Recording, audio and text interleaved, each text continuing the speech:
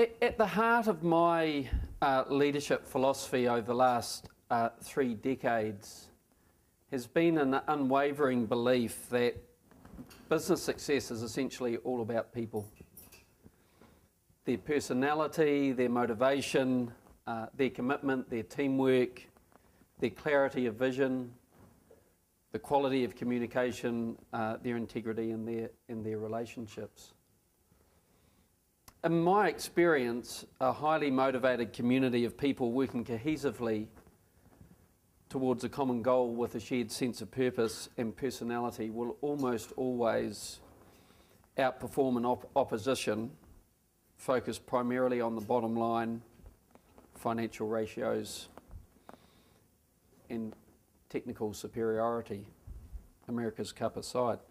Because the economics are so challenging, it's easy to get drawn as a CEO or a member of the executive team to spending all your time focused on managing the bottom line and trying to micromanage those costs and revenues to make sure that you keep your head above water.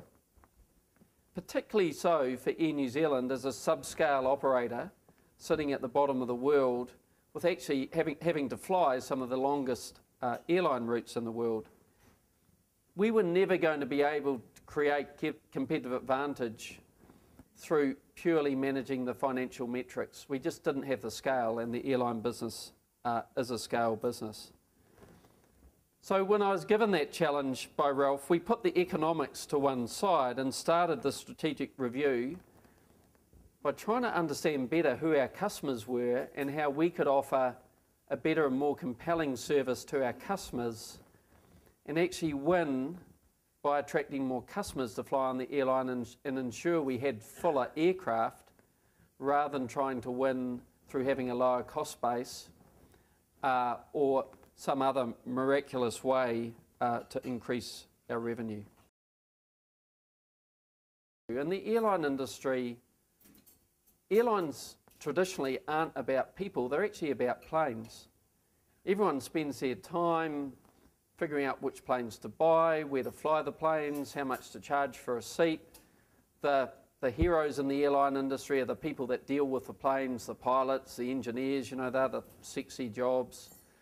So actually turning the business around and saying, our business is about people, not planes, and actually where the value is created is where our people intersect with our customers. It actually makes different people the heroes in your organisation. The heroes in our organisation should be the flight attendants, should be the people that are on the phone when the customer rings up and wants to book a ticket, should be the people that are on the check-in counter. The people that interface with the customers are the ones that are going to have the biggest impact on the experience that our customers perceive when they walk away from Air New Zealand. And equally, those people need to be supported by people throughout the organisation and all the other functions that think, feel and behave in a consistent way.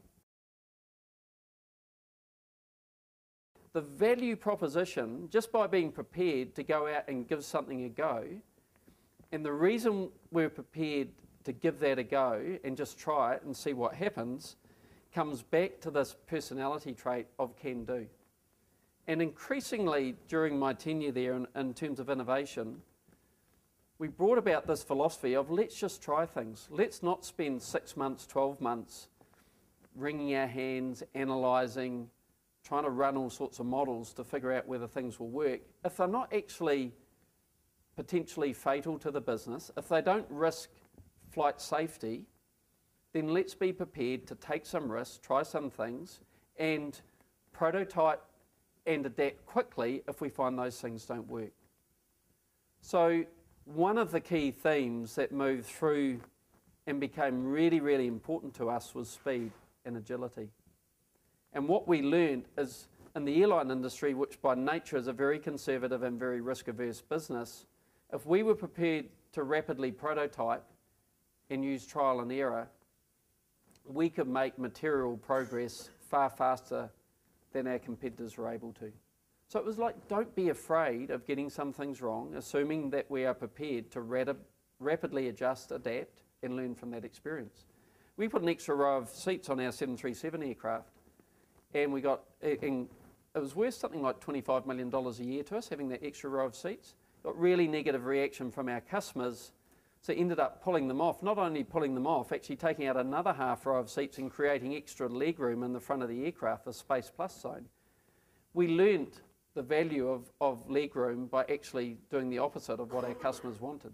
Very few of our competitors have learnt that experience and offer a comparable option to customers, and we know a lot of our business customers will pay a premium for Air New Zealand to get access to the space-plus zone. So being prepared to make mistakes and learn, absolutely critical.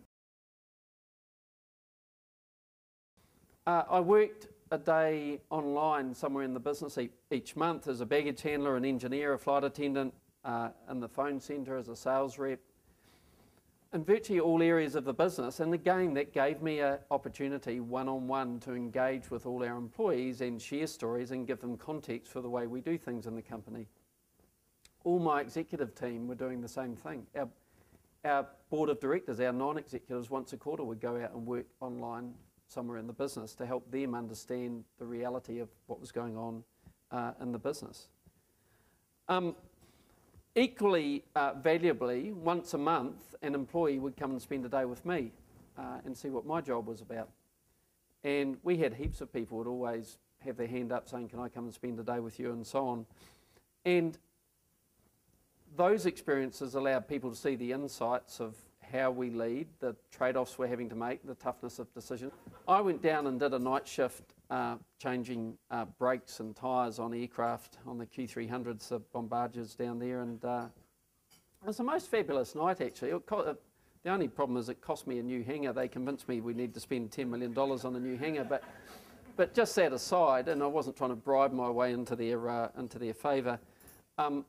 You know, you get out there and you put on their overalls and you work alongside them. Within an hour, they're just interacting with you like you're one of the team. You know, you're no longer the CEO, and you build long-term relationships. And I could pick up the phone, after I've been in that job a few years, I could pick up the phone to anywhere in the organisation and talk to these people that I'd worked alongside, and just for a day, but still be able to say, tell me what the vibe is down there. Are people really getting kind of concerned about this? Is this an issue? Yeah, and you get really genuine, unfiltered feedback, and it was incredibly valuable to me right throughout my time.